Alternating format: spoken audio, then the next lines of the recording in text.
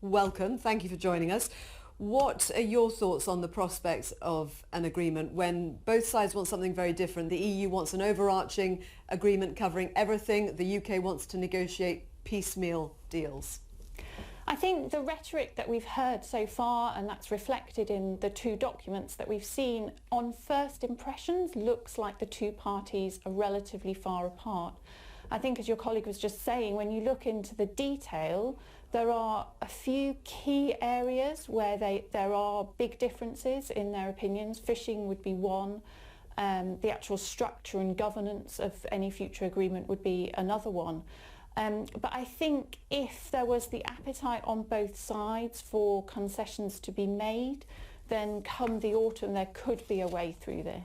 You mentioned fishing. It's a totemic issue in these negotiations in terms of the value to the British economy, 0.5% I think of GDP, so it's a small fraction. Why is it such a totemic issue?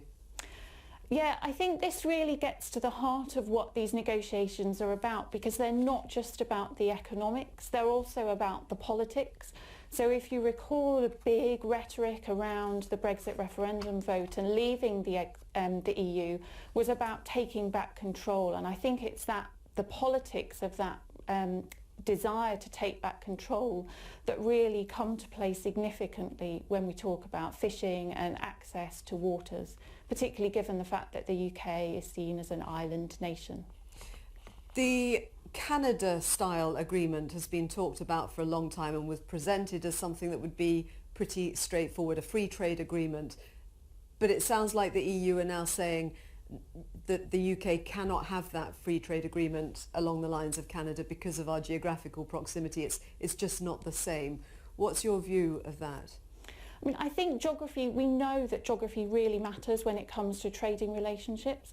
So from the EU side, it is understandable that they would be concerned that a major economy very close to them, when trade tends to be greater between two countries very close together, it makes sense that they could be concerned that, for example, the UK might undercut them to seek competitive advantage on things like labour rights or environmental rights. I think on the UK side then, the negotiators really have to think about what price economically the UK is prepared to pay to take back control. And the question that's been asked so many times since before the referendum, and obviously it's still valid now with these negotiations going on, which side has most to lose here? I mean, in raw economic terms, the UK economy, we know we trade significantly with the EU, not just in manufacturing, but also in services. Although politically in the UK now, Boris Johnson is going into these negotiations with a significant majority. On the EU side, I think it's important not to lose sight of the politics of these negotiations within the EU and the fact that the EU obviously has other business going on beyond Brexit. So I think to think about who loses most, you need to think both about the economics and the politics.